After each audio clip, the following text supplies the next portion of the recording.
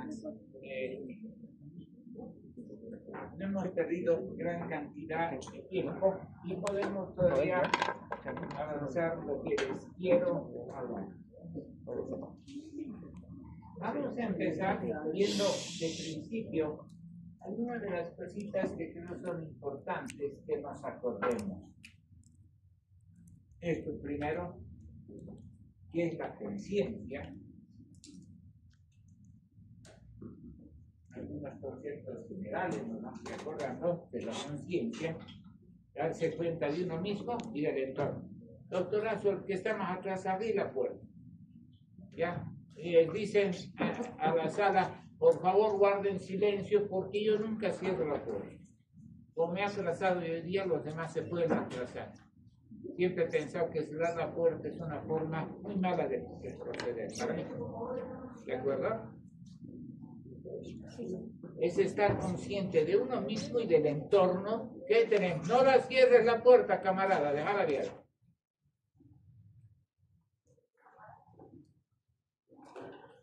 Que tenemos un continente y un contenido, algo que está activando la corteza, el SARA, el tronco encefálico y la corteza son las partes fundamentales. Las vías.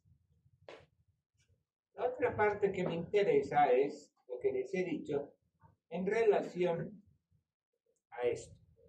65% de los estados de coma corresponden a tóxico metabólico, solamente un 35% a problemas neurológicos. Repito esto porque este es un reto. Cuando tengan un paciente, deben saber medicina, toda la medicina, porque tampoco es cuestión de laboratorio, es cuestión de clínica. Y en clínica, encontrar ese 60%, mejor dicho, descartar ese 65% para pensar recién en el otro 35%. Eso no le quita que estén examinando al paciente en todos sentidos. Los mecanismos son lógicos, que falle la corteza, que falle el SARA o que fallen los dos. Eso es casi de lógica. Esto me sirve porque aquí tenemos un poco cómo vamos a poder diferenciar estos estados. Tiene un estado vigil, y estos se van a ir deteriorando cada vez más al obnubilado, que también podemos a veces confundir con el somnoliento. ¿Qué es el somnoliento? Es aquel que está pendiente al sueño, está dormidito, ojos cerrados, coma, hemos dicho que es ojos cerrados, coma, igual ojos cerrados, no estar con los ojos cerrados, pero apenas le hablamos o lo movemos, no dolor, va a abrir, nos va a dar 3 palabras y va a volver a dormirse, somnoliento. O va a estar obnubilado. ¿Qué significa? Va a estar confuso, va a estar ido. ¿Dónde están sacando, doctor? No saquen. No saquen sillas afuera, por favor. Sillas. Ya. Y después ya vamos a tener lo que vendrían a ser los estados.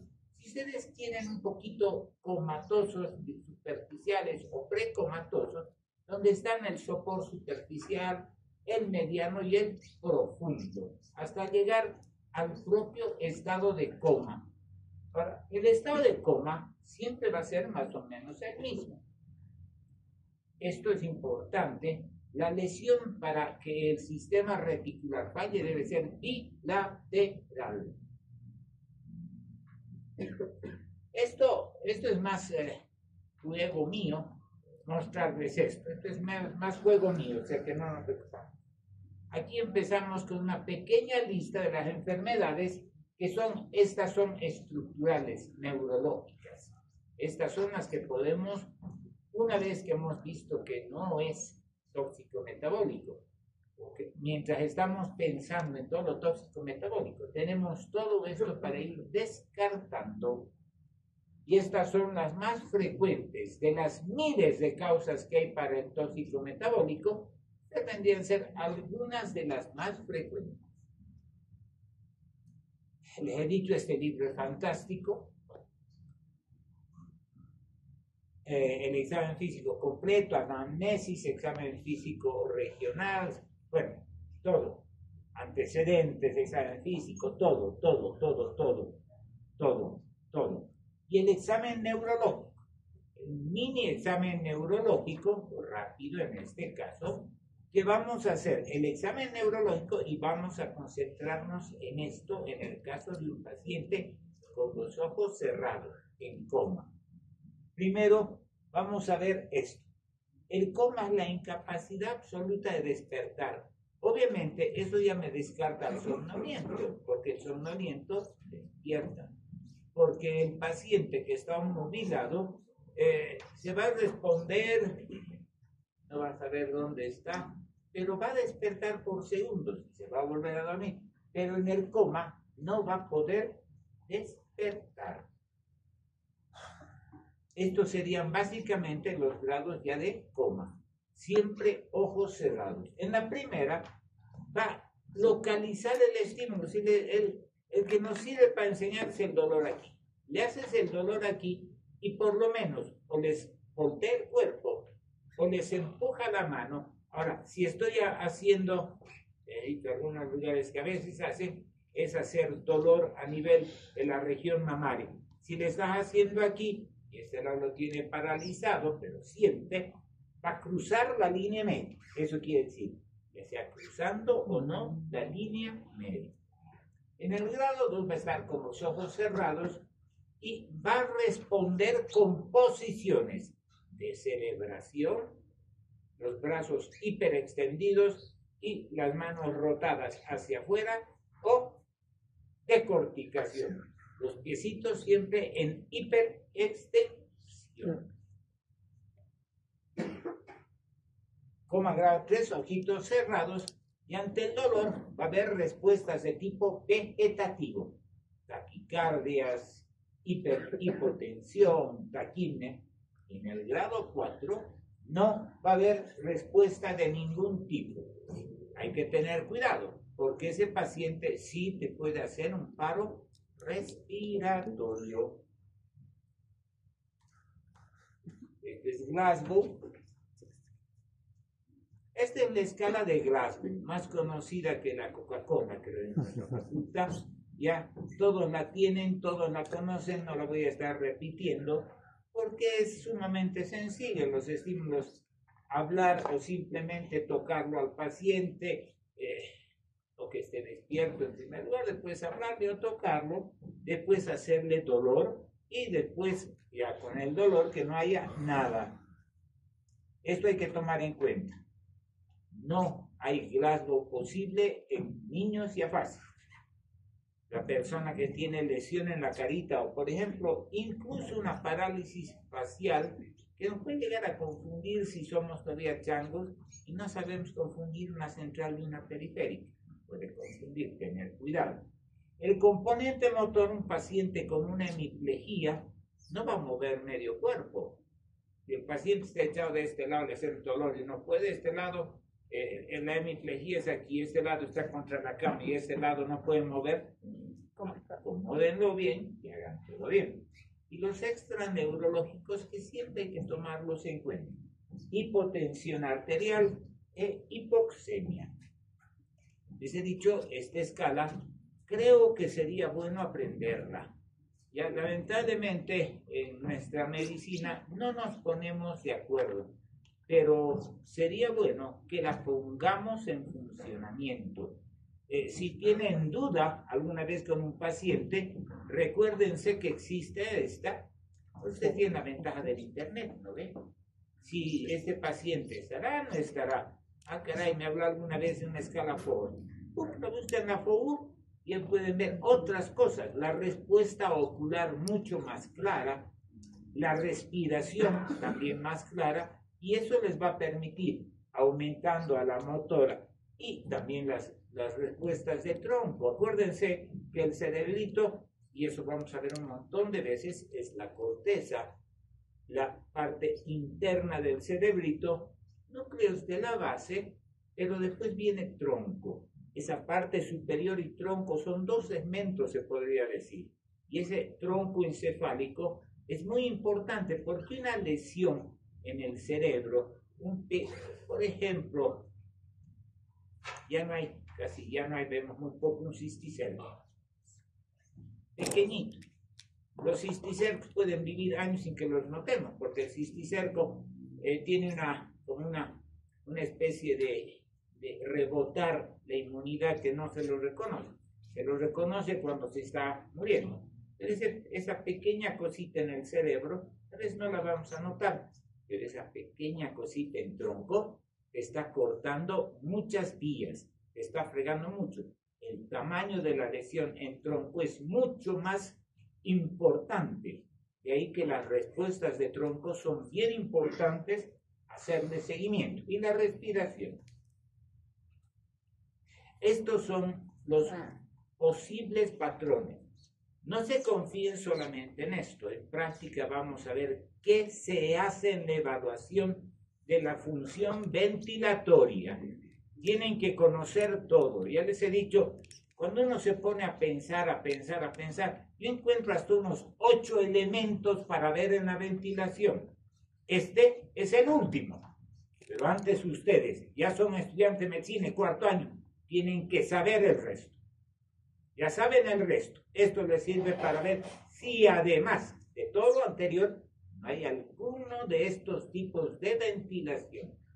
Está, creo, bien explicado ese no respirar, apnea, empezar a respirar, aumentar la amplitud de la ventilación, disminuir apnea y el mismo proceso. La neurógena central es de las que a mí más miedo me da. Cuando veo un paciente que está hiperventilando todo el rato profundo, me asusto demasiado porque ese ser humano va a agotar tórax y pulmones y va a dejar de respirar y va a hacer paro. Esto es muy urgente.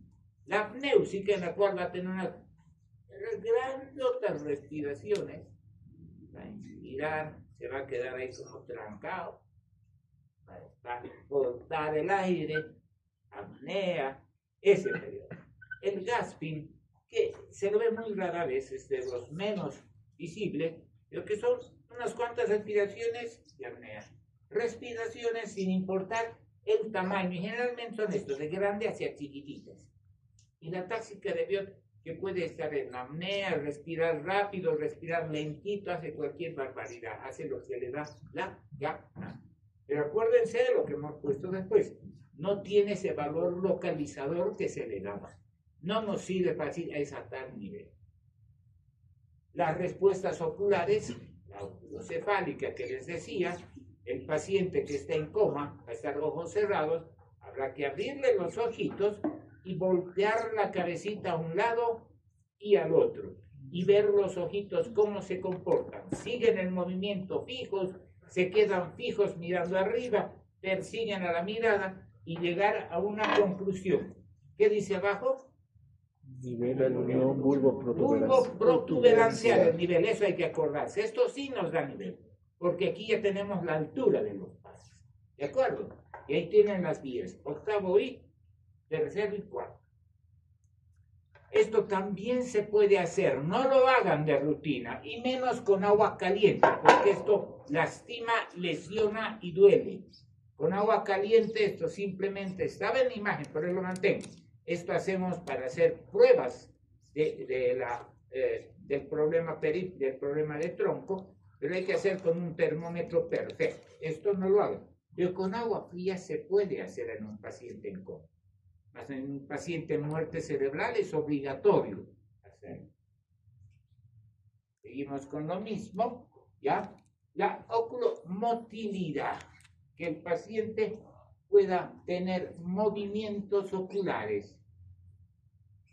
Es lo mismo. El fondo de ojo. 2% de las lesiones agudas van a mostrar algo. El doctor Fernández seguramente les va a contar cómo han hecho la investigación para ver cuándo aparece el edema de papila. Les adelanto el asunto.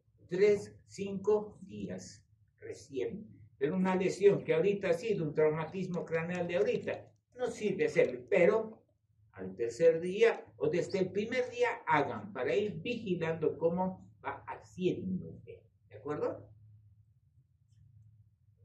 El examen de la pupila que se ven haciendo, las famosas miosis y midriasis, saben hacerlo, fotomotor, consensual, acomodación, todos ellos. El 2% de la población, un milímetro de diferencia. Esto también es importante. Si la lesión está en tronco, necesariamente tiene que haber alteración en los reflejos de la pupila. Necesariamente. ¿Estamos? Es el más notorio. Es el más notorio. Cuando es un paciente, haces estímulo y no se mueve la pupilita, pensalo muy bien. Pero cuando no se mueve nada, pese a repetidos estímulos, esto no es, ¿de acuerdo? Eso nos confirma el problema. El reflejo fotomotor negativo descarga lo metabólico, es decir, aquel fotomotor que hay la respuesta normal nos va a decir esto no es tóxico metabólico. ¿No me estoy equivocando? Sí, creo que me estoy equivocando. Si responde, va a ser tóxico metabólico. ¿Ya por qué lo normal, no ve? Ya. Es el signo más importante. El reflejo corneal o conjuntival. El nauseoso. A ver, háganse ahorita. Ah, no, mentira. Me recuerden si es cierto de la vida. Dolor. ¿Se vuelven a hacer dolor? No han gritado aquí el ayer. Muchacho del medio no. Hazle a la doctora, hazle el que está al medio, al de este lado, al otro, y era negro al revés. Quiero escuchar, ustedes también háganse. No, pero a ver. Quiero escuchar gritos. Con cuidado. No tú, pues ella. Ya, ¿Duele o no duele? tú puedes. A ver. Duele, ¿no?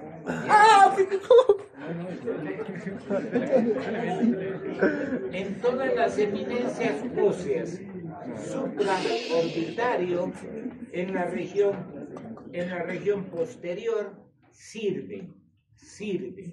Igualmente el apretar el trapecio. Lo que les decía de este es muy útil, pero a veces ya dan pena a los pacientes. A veces a un paciente 3 días en emergencias, vas y todo esto es una mancha verde, porque creo que hasta los manuales pasan y les hacen entonces es una mancha verde, ya te da cosa hacerlo. Además, a ver, en emergencias no hay cortina para separar a la familia del paciente.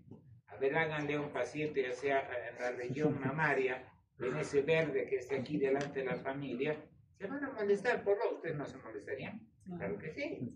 Entonces, eso de agarrar alguito, la lapicerita y hacer en el dedito, eso ya está disimulado.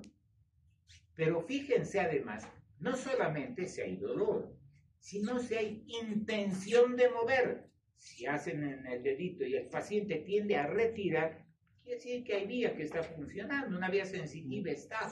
Entonces hay que verlo completo, ¿de acuerdo? Para tener una idea más cabal.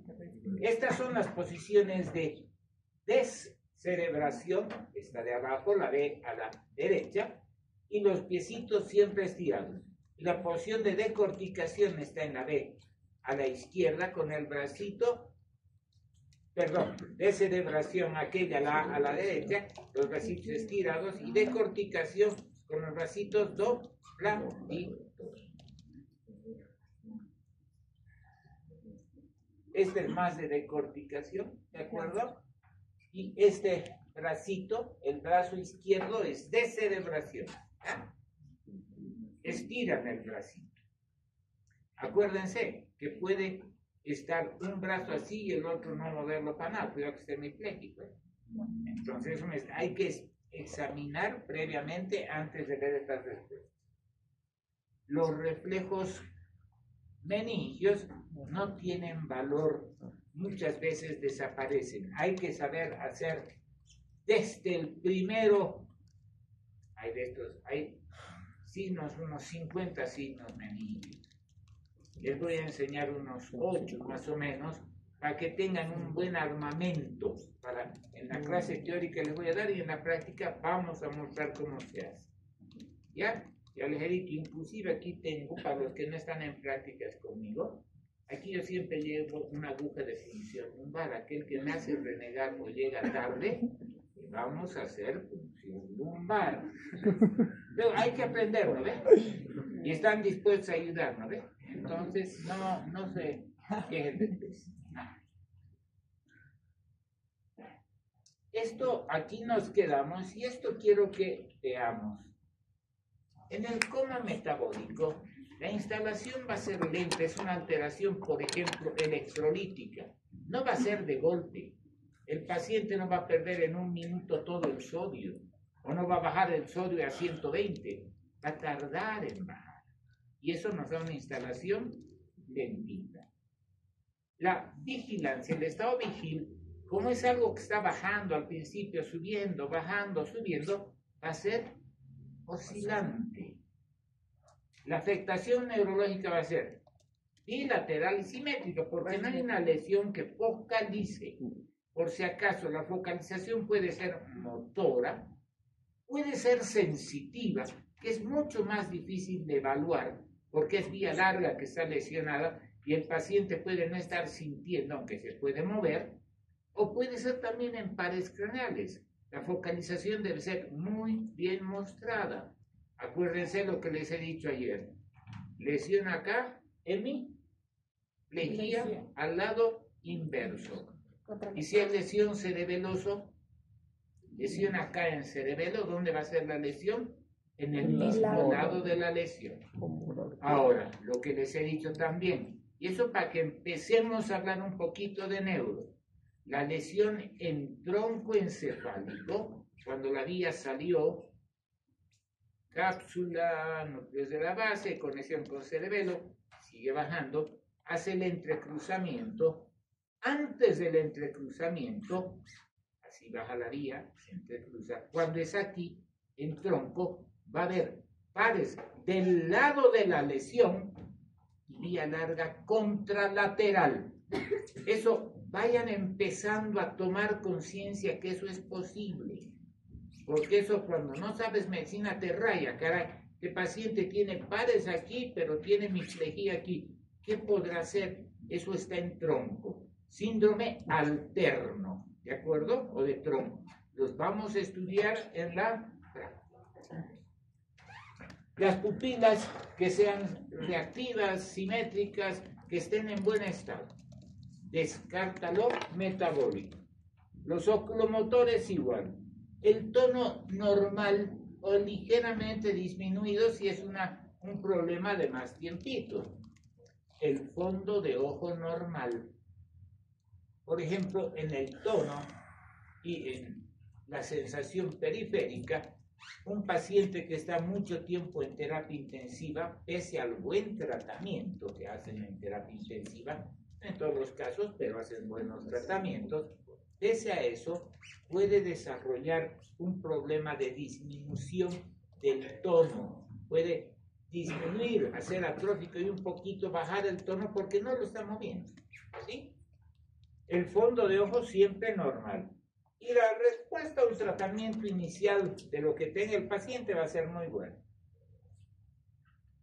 En cambio, en este otrito, la instalación va a ser brusca, un accidente vascular cerebral, es de golpe. Un traumatismo craneal es de golpe. El único que nos va a dar no una instalación brusca podría ser, por ejemplo, una meningitis o un edema cerebral, que el cerebro está empezando a crecer y poco a poco, pero no va a ser lo siguiente, no va a ser fluctuante. Va a ir bajando la vigilia, bajando. No va a haber esa recuperación. ¿De acuerdo? Sin síndromes o signos focales neurológicos en cualquier lugar. Frecuentemente las pupilas van a ser alteradas, asimétricas o sin reflejo. Los reflejos oculomotores van a estar alterados. Tiene que haber puede haber asimetría en el tono, dependiendo cuál es la vía, en especial el tono. Cuando hablemos del examen motor, vamos a ver que el tono es bien importante saberlo hacer. ¿Cómo vamos a hacer todas las pruebas para el tono? El fondo de ojo, después de 3 a 5 días, va a mostrar un papilema. No necesariamente, a veces es difícil de verlo.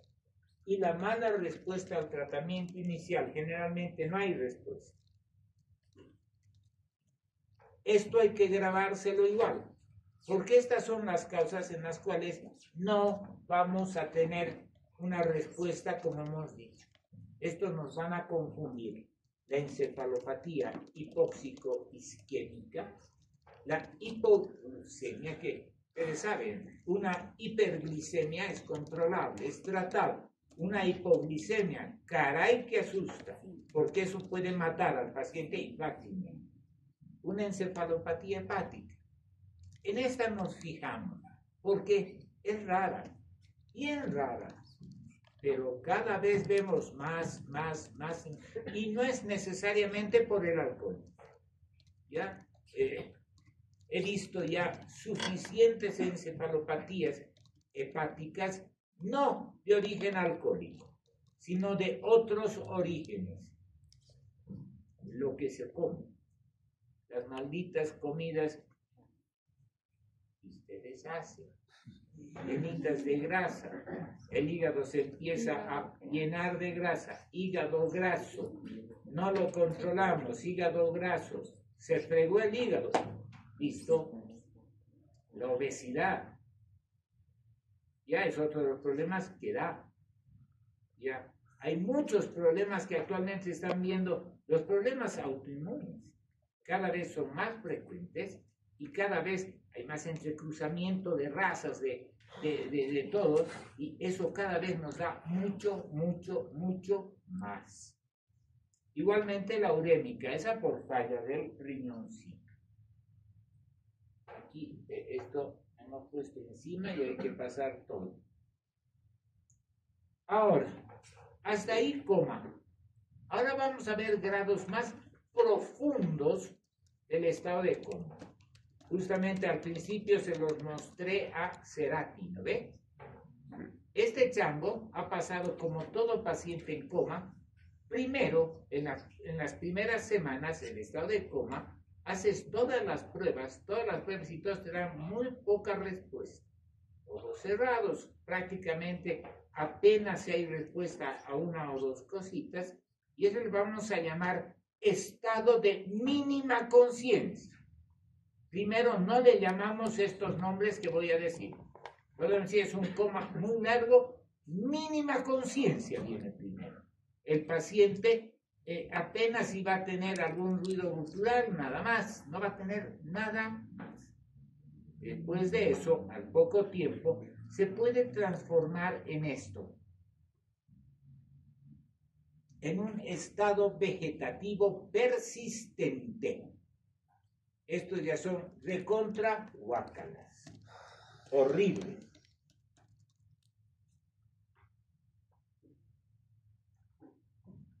Como dice, es la inmovilidad silenciosa.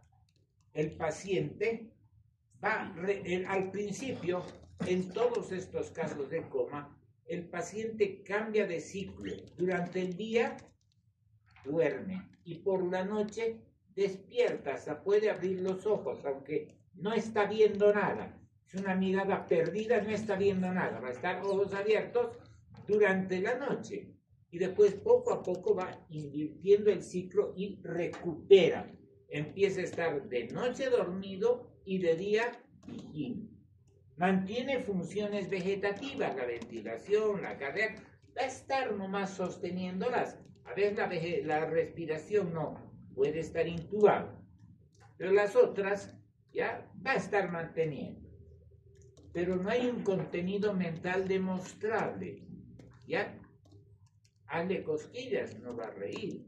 Mostrarle algo cómico, no va a ver. Háblale, va a entrar el sonido, pero no va a reconocer nada. ¿De acuerdo? no tiene funciones cognitivas demostrables ni afectivas.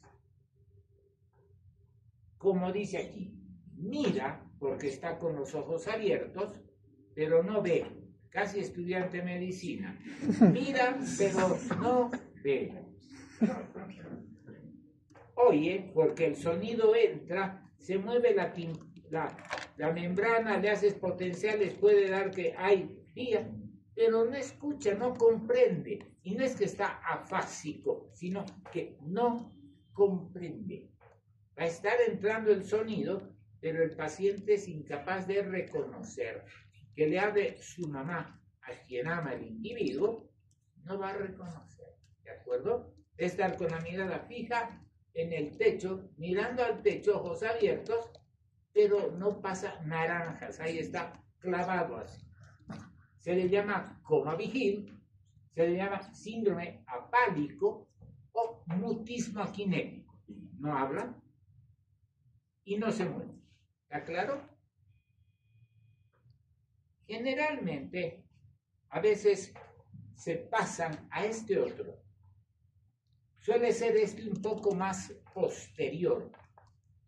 Y este es el síndrome de cautiverio o trabadura. Les va a parecer imposible, bien raro, no imposible, poco creíble. Donde yo lo he leído por primera vez a mis 14, 15 años. Leí por primera vez la descripción de esto en una novela clásica, El Conde de Montecristo. Alejandro Dumas, en el segundo tomo, cuando ya está en plena venganza el conde, llega a París y encuentra a un caballero mayor que en el libro dice había sufrido una enfermedad en el cerebro, y encuentra un caballero, el Monsieur de Villefort, que solamente se podía comunicar con su nieto, y lo explica muy bien. El paciente estaba quieto, totalmente quieto, podía abrir los ojos y podía hacer movimientos con los párpados básicamente y con el movimiento vertical del ojito un poco, pero le decían, ¿quieres decir pan? Y empezaba la nietita, Valentina, a decirle A, B, C, D. Cuando ella llegaba a la P, cerraba el ojito. Empezaba la segunda palabra, A, cerraba. Después la N, empezaba a decir, y cuando llegaba a la N cerraba, ¿quieres pan? Y le daban pan. Pero eso explica Alejandro Dumas en 1800, al principio de los 1800. Leerlo y después saber que eso había sido un estado de cautiverio, de trabadura, realmente es brutal. ¿Ya? Bella la descripción. Entonces, no se va a mover. Está cuadripléjico. No hay movimiento, para nada. Todo lo que puede hacer es abrir y cerrar los ojitos. Y un pequeño movimiento de los ojitos. A veces ni siquiera es todo el movimiento, sino un pequeño movimiento. ¿De acuerdo?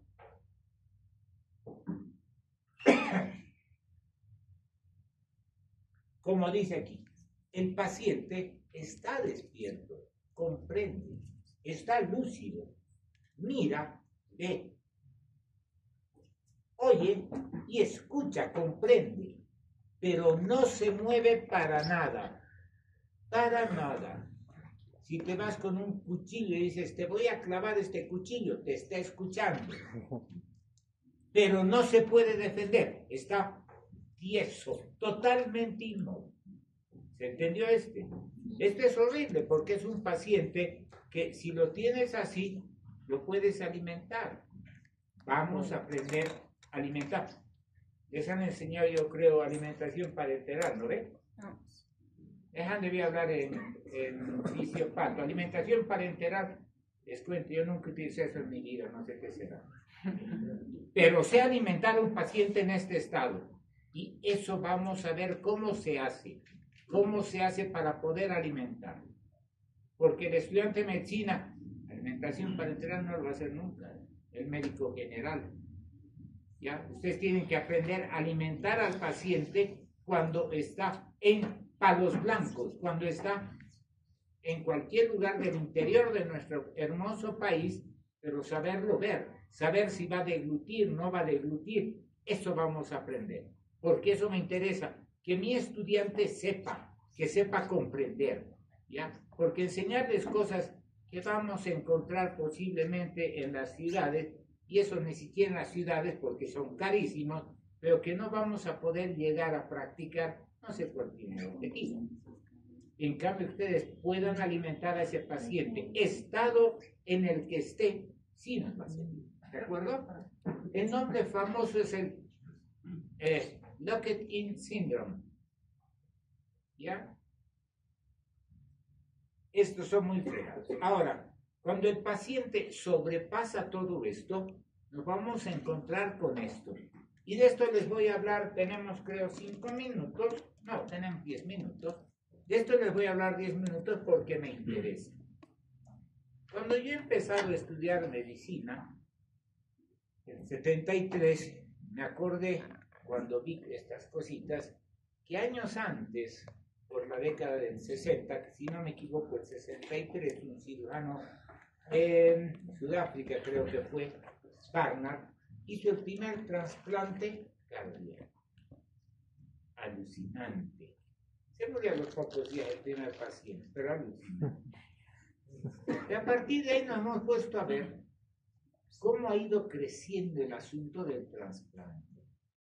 A mi hijo le han hecho trasplante de córnea cuando tenía 25 años, porque antes en niños no se puede hacer, porque va a haber mucho rechazo y además el cuerpo crece, ¿no ve? Y a los 25 años mi hijo ya tenía un tamaño, no iba a crecer más, y no te voy a olvidar cuando he dicho, él apenas sí veía, él para leer veía así, a esta distancia. Cuando él me ha dicho, papá, veo. Eso es todo. Me han trasplantado córnea y ve. A una persona con problemas renales le ponen uno nuevo y funciona. A una sobrina mía estaba con su hígado por un problema autoinmune, con un problema hepático terrible. En nuestro país, ese trasplante cuesta por encima de los $50,000. Por suerte hay médicos en nuestro medio que son médicos, no médicos, sino médicos, y una doctora gastroenteróloga, la única, la doctora Blanco Lachea, le dijo, andate al Brasil. Se fue al Brasil, estaba Lula entonces en el gobierno, ¿y qué hizo el gobierno? ¿Tiene usted necesidad? La adoptamos, le han dado nacionalidad brasileña. En Sao Paulo le han dicho, tenemos cerca a 25,000 pacientes en lista de espera. Naranjas, ¿no? Le han dicho, váyase a una población de Sao Paulo, se dan cuenta, es de la ciudad más grande de América. Váyase a una población, no me acuerdo el nombre, a 8 horas por tierra hacia el sur, no es como de Cochabamba. Se ha ido ahí, ha llegado, le han dicho, sí, necesita, este es un centro para toda esta región que hacemos trasplante cardíaco, renal, hepático, córnea, hacen trasplante, nada más. Le han dicho, tenemos 12 pacientes. Hay que tener en cuenta toda la inmunidad, ¿no? Es decir, tenemos diferentes tipos de respuesta a las cosas. Milagro, a la semana han encontrado un hígado para él y le han trasplantado todo gratuito. Lamentablemente después entró el infeliz ese del Bolsonaro con todos los fachos y le han subido el costo a $100,000. Ahora Lula ha vuelto a bajar el precio a casi gratis. Esa es la diferencia, pero esos trasplantes sirven. Y ustedes pequeños, son los que tienen que saber qué paciente puede dar órgano. En la Argentina, ahora ese cretino del Milei ha cambiado la ley. Ya no se puede poner en el carnet de identidad que donas órganos. Antes el INCUCAI, el organismo de trasplantes de órganos, logró que en el carnet de identidad de los argentinos hay un cuadradito que diga trasplanto, no trasplanto. Cuando dice trasplanto cruz, ese paciente, si sufre algo, si puede trasplantar, puede hacerlo. Ahora ya han anulado esa ley, imbéciles tenían que ser, ¿ya? Pero el trasplante es algo muy útil, ¿de acuerdo? Pero para saber qué paciente puede llegar ahí o no, tengo que saber estas cosas. El estado de muerte encefálica es un paciente. Uno, tengo que saber la causa. Porque a un paciente lo han querido matar y llega así, es un asesinato y hay que hacer toda la investigación, no se puede. Tienes un paciente que no ha sido por consumo de fármacos, porque el consumo de fármacos te puede dejar como muerto durante días, porque los medicamentos a veces duran días, ¿ya? Hay que conocer la causa. Segundo, no hay reflejos de tronco. Lo que hemos visto como reflejos de tronco no hay. Si hay función vegetativa, el corazón sigue y la respuesta ventilatoria existe. Hay respuesta ventilatoria espontánea. Para que exista esto, tiene que haber la falla prácticamente mixta. Que exista de uno de los dos componentes es muy difícil para esto. Tiene que ser o mixta o una muy grande, y si tendría que ser dañada toda la corteza cerebral. Imagínense, tendría que ser una lesión de toda la corteza. Tronco, ya les he dicho, es tan chiquito que yo creo que una mosquita sí causa una lesión terrible, ¿ya? Pero hay que conocer. Ese es un paciente, un accidente, algo conocido. Paciente que él en vida ha dicho quiero donar o que sus familiares aceptan la donación. Me pongo a hacer esto. Ahora, acuérdense, si es un paciente que lo tengo 10 días haciéndole cosas, metiéndole medicamentos, he fregado los órganos, no sirve.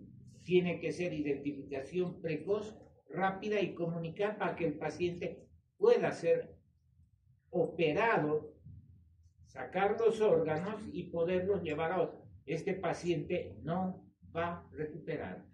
No hay respuestas. Si la corteza cerebral no responde, pues no hay respuesta. Se puede hacer un electroencefalograma que va a ser planito. Normalmente vamos a hablar de electro un poquito, hay onditas. En este caso va a ser una cosa plana. Pese a provocar dolor a todos los estímulos, planito, no se mueve. Ya no se recomienda en muchos lugares del mundo. Lo que sí se recomienda puede ser un potencial evocado auditivo. El visual no se hace tanto. Potencial evocado auditivo. Les voy a explicar en qué consiste esto cuando hablemos de neurofísica. ¿Ya? Es el potencial evocado me muestra funcionamiento del tronco encefálico y alguito de corteza temporal. Que me muestra funcionamiento sobre todo del tronco encefálico. Y si hay respuesta ahí, quiere decir que ese paciente tiene algo, herida. ¿De acuerdo? Lo principal, hacer muy buen examen. Hacer muy bien. Les he mostrado unas pruebas calóricas, ¿no ve? Con calor no se metan. ¿Qué se hace? Por ejemplo, he participado en la elaboración del Protocolo Nacional de Muerte Encefálica, ¿ya? Porque vino un amigo cubano que era el principal exponente en el mundo entero, lo conocí en 2 congresos mundiales de neuro, donde él dirige la plantilla de muerte encefálica, y el gordo, así de gordo es el ñato, nos explicó muy bien. Se puede hacer con agua helada. Agua helada, agarramos agüita, hielo, una jeringa de 20 y a toda velocidad. Alguien agarrando los ojos para ver y otra persona en el oído a toda fuerza. Eso va a provocar respuesta ocular. Hay respuesta de tronco. Si los ojos están fijos, no responden. Hay prueba positiva para el agua. Se puede hacer otra respuesta. La más importante es la de apnea. Darle ventilación al paciente hasta lograr una máxima saturación del oxígeno. Después de eso, quitarle. El paciente tal vez no va a estar, el paciente obviamente no va a respirar. como dice aquí, ausencia de respuesta respiratoria. No va a estar respirando ese paciente. Le doy oxígeno y estoy logrando máxima saturación. Esa saturación, el oxígeno se va a ir gastando. Se va a ir gastando. Se va a ir gastando. Se va a ir gastando. Hay un lugar, ustedes me van a decir cuál es el valor, en el cual hay un encendido en tronco encefálico. ¿Cuál es ese valor? Ya me voy a decir en física. ¿Con cuánto el sistema, el centro de ventilación de tronco se enciende? ¿Con cuánto es? Me van a avisar todos en práctica. Doctores, van a averiguar esto. Tienen todo. ¿Sí? Van a ver que está alrededor 50-60. Por ahí está. Cuando la saturación llega ahí, ese switch se enciende y el paciente va a tener alguna respiración. ¿De acuerdo? Insisto en este tema porque es bien importante. Por ejemplo, el trasplante hepático en la ciudad de La Paz no hay, hay en Santa Cruz. El Gastro, el Sucre, ha empezado a hacer algunos. En Cochabamba, la clínica privada, la belga, está haciendo trasplante renal y creo que están intentando hacer uno cardíaco. Pero para eso necesitan pacientes en muerte cerebral. Y eso es identificación precoz. Por lo tanto, ¿quién va a identificar precozmente? Usted.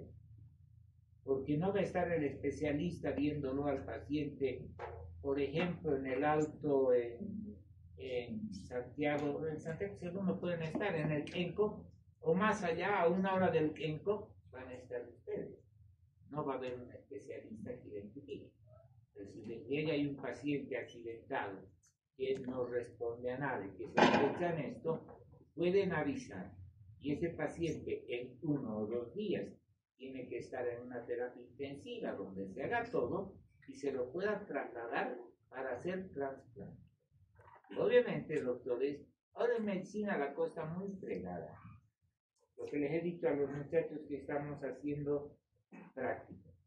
En mi época, cuando yo soy residente aquí al frente, las autopsias eran obligatorias de todo paciente que fallecía en el hospital y o que llegaba muerto.